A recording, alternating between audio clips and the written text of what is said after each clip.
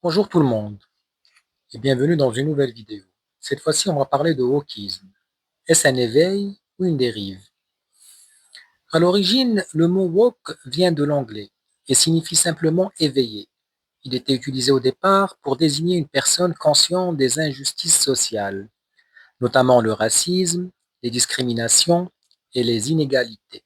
Être woke à l'origine, c'était refuser l'injustice, ouvrir les yeux sur la souffrance des autres et vouloir un monde plus juste.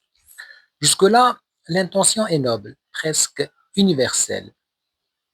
Mais avec le temps, le wokisme a changé de visage. Ce qui était au départ une prise de conscience est devenu pour beaucoup une idéologie radicale. Aujourd'hui, le wokisme ne se contente plus de dénoncer les injustices, il impose une façon unique de penser, une manière obligatoire de parler, et parfois même une vision rigide du monde. Tout devient sujet à polémique. Les mots, les œuvres, l'histoire, les traditions, l'humour, la culture et les relations humaines. Le principe central du wokisme moderne repose sur une idée simple. La société serait divisée en deux camps, les dominants et les dominés. Selon cette logique, tout individu serait défini avant tout par son sexe, sa couleur de peau et son orientation sexuelle ou son identité de genre. L'identité disparaît derrière son étiquette. Et celui qui ne rentre pas dans le cadre idéologique est rapidement accusé, attaqué, parfois même publiquement condamné. C'est là qu'apparaît ce qu'on appelle la cancel culture, la culture de l'annulation. Une parole jugée incorrecte, une vieille publication, une blague mal interprétée, et une personne peut être effacée socialement, exclue, licenciée, censurée. Le débat disparaît au profit de la sanction. On ne cherche plus à comprendre, mais à détruire symboliquement. En fait, les défenseurs du wokisme affirment qu'ils luttent pour l'égalité, la justice et la protection des minorités. Mais ces critiques répondent que le wokisme crée de nouvelles formes d'intolérance.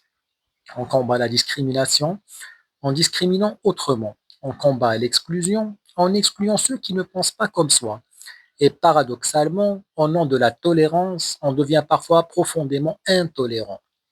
Le wokisme touche aujourd'hui plusieurs domaines, l'université, les médias, le cinéma, l'éducation et bien sûr les réseaux sociaux.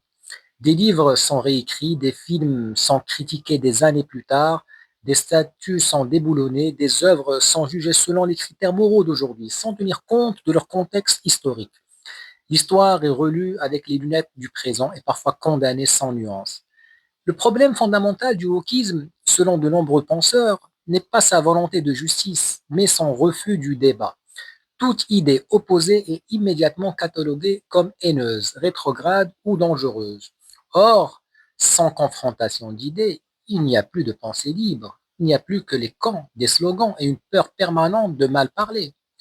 Finalement, la vraie question n'est pas de savoir s'il faut lutter contre les injustices, car tout le monde est d'accord là-dessus, mais comment le faire sans détruire la liberté d'expression, la complexité de l'être humain et le droit au désaccord?